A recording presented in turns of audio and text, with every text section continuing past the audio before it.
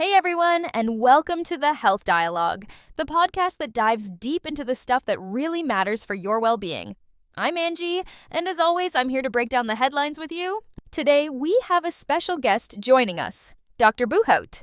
He holds a Ph.D. in oncology and molecular biology, and is a leading expert in breast cancer research, particularly focusing on the intersection of gut health and cancer development. Welcome, Dr. Bouhout. Thank you, Angie. It's a pleasure to be here and contribute to such an important discussion. We are tackling a huge but often overlooked topic: alcohol and its link to cancer. It's something many of us don't think twice about, grabbing a drink after work, a glass of wine with dinner, or a beer at a game. But the research is becoming increasingly clear. Alcohol isn't just a fun social lubricant, it's a significant cancer risk. Indeed, Angie. It's a critical issue that deserves more attention.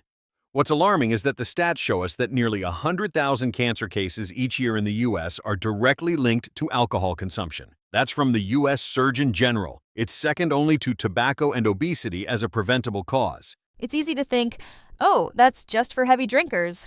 But the report also reveals that even moderate drinking, defined as one drink daily, can increase the risk of certain cancers like breast and mouth cancer. That's correct. It's not just one type of alcohol over another. Beer, wine, spirits, they all carry the same carcinogenic effects. And a recent survey showed that fewer than half of Americans realize alcohol is a risk factor for colorectal cancer. The lack of public awareness is a significant challenge we need to address. That's astonishing. People are more aware of tobacco's risks, but somehow alcohol gets a pass. We are also going to talk about how alcohol is classified by the International Agency for Research on Cancer as Group 1 carcinogens. This places alcohol alongside substances like tobacco and asbestos. Yes, it's classified in the highest risk category, alongside substances like tobacco and asbestos. This underscores the direct evidence linking alcohol to cancers of the mouth, throat, esophagus, liver, colorectum, and breast. So, Dr. Bouhout, what is the connection? How does alcohol actually cause cancer? That is a good question. The mechanisms behind this are concerning. Alcohol breaks down into acetaldehyde, a toxic compound that damages DNA, leaving cells vulnerable to uncontrolled growth and tumor formation. Beyond this, alcohol consumption leads to increased inflammation and hormonal changes, particularly higher estrogen levels, which exacerbate the risk of hormone-related cancers like breast cancer. One of the key drivers of alcohol-induced cancer is acetaldehyde, a toxic byproduct produced when your body breaks down ethanol. Exactly. Acetaldehyde directly damages DNA by binding to it, leading to mutations that trigger cancerous cell growth. Additionally, alcohol generates reactive oxygen species, which cause oxidative stress, a process that harms cells and tissues while promoting chronic inflammation, another known cancer risk factor. This combination of DNA damage and inflammation creates the perfect storm for tumor development. Absolutely. And for hormone-related cancers like breast cancer, alcohol's impact on estrogen levels plays a significant role. It increases circulating estrogen, a hormone that promotes the growth of certain breast cancer cells. This hormonal imbalance tips the scales toward cancer development. Beyond its direct effects, alcohol also acts as a solvent, making it easier for other carcinogens, such as those found in tobacco smoke, to penetrate tissues. Exactly. This synergistic effect amplifies the risk for cancers of the mouth and throat in individuals who both drink and smoke. In fact, these individuals face a significantly higher cancer risk compared to non-smokers who consume alcohol or smokers who abstain from drinking. Okay, so let's get real. What we're saying is that the science is clear, alcohol causes cancer, and that is a huge wake-up call. The comprehensive analysis in the report reveals that alcohol is responsible for about 20,000 cancer-related deaths annually in the U.S. alone. That's correct. And the report examined data from diverse populations, including men and women across various age groups, and identified 7 types of cancers directly linked to alcohol use: breast, colorectal, liver, esophageal, mouth, throat, and voice box cancers. Even one drink per day was shown to elevate the risk for cancer, with women facing particularly high risks for breast cancer. Men, on the other hand, were found to be more affected by colorectal and liver cancers.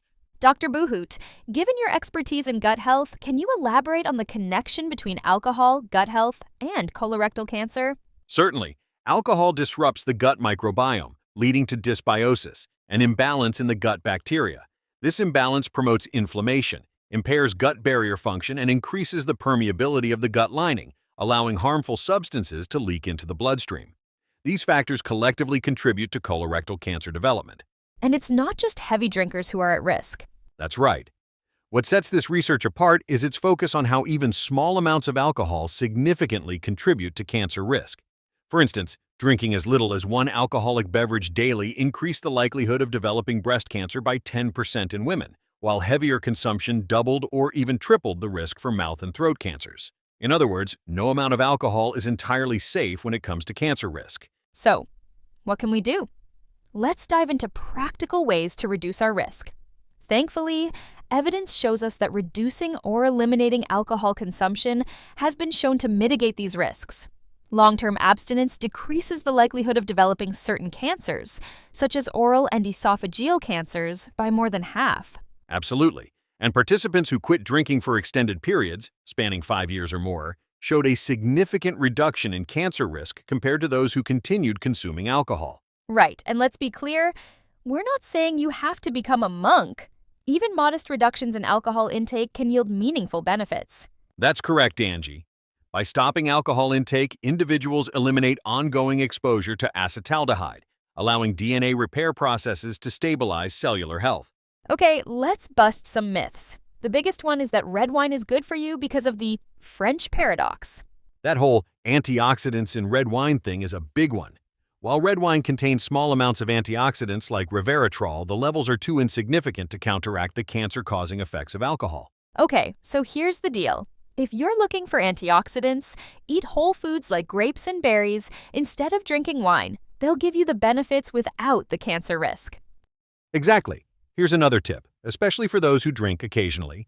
Consider taking N-acetylcysteine, NAC, as a preventive measure. If you enjoy the occasional drink, NAC can help protect your body by supporting your liver's ability to neutralize acetaldehyde, the toxic byproduct of alcohol metabolism that can damage DNA. Taking NAC beforehand is a simple yet effective way to safeguard your health. So, you said NAC. What is the right dose for that? The most indicated dose is at least 200 milligrams taken 30 minutes before drinking, along with vitamin B1 and B6, reduces the toxic effects of alcohol. However, this is no substitute for avoiding alcohol altogether if you want to minimize your risk. So, what are some good substitutes to replace alcohol, Dr. Bouhout? Choose alternatives that support long-term health. Instead of reaching for alcohol, explore beverages that nourish your body and mind. Teas, fresh juices with pulp, or pure sparkling water with natural flavorings provide satisfaction without the health risks. These choices help reduce the social and habitual reliance on alcohol while supporting your overall well-being. But I think that one of the most important steps is to educate yourself and challenge misconceptions. Public awareness about alcohol's role in cancer remains low. Precisely. Learn the facts and share them with others. Understanding that even moderate drinking poses significant risks empowers you to make better choices and encourage others to do the same. It's the only way we can change the narrative around alcohol and health, and advocate for public health campaigns that raise awareness about alcohol and cancer. Let's push for better labeling on alcoholic beverages so people are fully informed about the risks. Dr. Bouhout, what is your perspective regarding colorectal cancer? This issue is particularly important when we are talking about colorectal cancer. Unfortunately, only 49% of participants linked alcohol to colorectal cancer risk, despite evidence showing the significant role alcohol plays in increasing inflammation and disrupting gut health, both of which are key contributors to this cancer. Therefore, the doctors emphasize it's important for people to understand that many factors contribute to colorectal cancer risk, and it's never too late to make changes to reduce those risks. And among Black and Hispanic respondents, awareness of alcohol's role in colorectal cancer was even lower than in white populations. Exactly. And this disparity is particularly alarming because Black Americans face higher colorectal cancer rates and poorer outcomes compared to other groups. Hispanic Americans are also seeing rapidly increasing rates of this disease. So, to recap, alcohol is a carcinogen, plain and simple. It increases the risk of multiple cancers, even in moderate amounts.